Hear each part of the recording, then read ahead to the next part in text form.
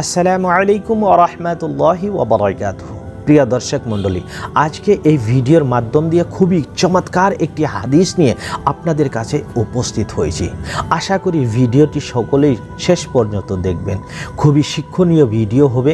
প্রিয় দর্শক মণ্ডলী, যে হাদিসটি বর্ণনা করে শোনাবো, এই হাদিসটি রয়েছে আদাবুল মুফরাদ নামে কিতাবের ভিতরে। এই কিতাবের 224 নম্বর হাদিসটি রয়েছে। বর্ণনা করেছেন হজরতে আবু মুসা রাদিয়াল্লাহু তাআলা আনহু। তিনি বলেন যে নবী করিম সাল্লাল্লাহু তাআলা আলাইহি ওয়াসাল্লাম বলেছেন যে প্রত্যেকজন মুসলমানের প্রতি দান খয়রাত করা ওয়াজিব। কথাটি মনে রাখবেন, প্রত্যেকটি ওয়াজিব কর্ম কিন্তু মুমিন মুসলমানের প্রতি অনিবার্য করতেই হবে। কিন্তু নবী করিম সাল্লাল্লাহু আলাইহি ওয়াসাল্লাম কি বলেছেন যে দান খয়রাত করাটা ওয়াজিব।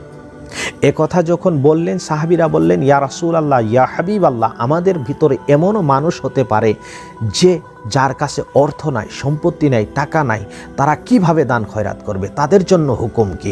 নবী করিম সাল্লাল্লাহু আলাইহি ওয়াসাল্লাম বলেছেন, এমন মানুষ যদি থাকে তাহলে এমন কাজ করুক যে কাজের মাধ্যম দিয়ে অর্থ উপার্জন করা যায়। অর্থ উপার্জন করার পর তারা দান খয়রাত করবে। তখন সাহাবীরা বললেন, ইয়া রাসূলুল্লাহ, ইয়া হাবিবাল্লাহ, এমনও মানুষ থাকতে পারে যারা তেমন কোনো কাজে লিপ্ত হতে পারে না, সক্ষমতা তাদের নাই, তাহলে তাদের জন্য হুকুম কি? তখন নবী করিম সাল্লাল্লাহু আলাইহি ওয়াসাল্লাম বলেছে যে তেমন ব্যক্তির জন্য হুকুম হলো তারা যেন বিপদগ্রস্ত মানুষদেরকে যেন সহায় করে।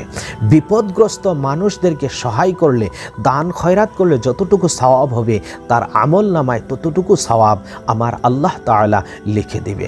তখন সাহাবীরা বললেন, ইয়া রাসূলুল্লাহ, আমাদের ভিতর এমনও মানুষ থাকতে পারে যারা নাকি অন্যদেরকে সহায় করতে পারে না, তাদের জন্য কি হুকুম হবে? তখন নবী করিম সাল্লাল্লাহু আলাইহি ওয়াসাল্লাম বলেছে যে এমন মানুষের জন্য হুকুম হলো তারা যেন সৎ কাজের আদেশ দেয়, ভালো পরামর্শ মানুষদেরকে দেয়। তখন সাহাবীরা বললেন, ইয়া রাসূলুল্লাহ, ইয়া হাবিবাল্লাহ, এমন মানুষ যদি থাকে যে মানুষদেরকে সৎ কাজের আদেশও দিতে পারে না, তাদের জন্য হুকুম কি?